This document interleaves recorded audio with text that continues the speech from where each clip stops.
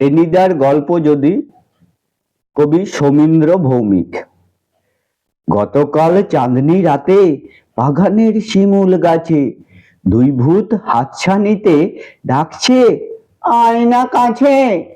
আমি ঠিক তক্ষুনি তাই করে দিই হুকুম জারি, যাব না, তোমরা এসো, গাছে কি উঠতে পারি?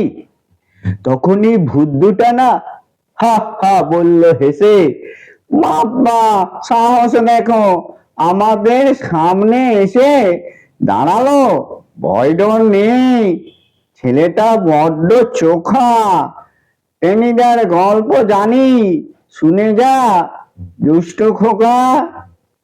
দুপায়ে শক্তি নিয়ে দেছুট পেরোই বাগান, থামি সেই পাড়ায় গিয়ে।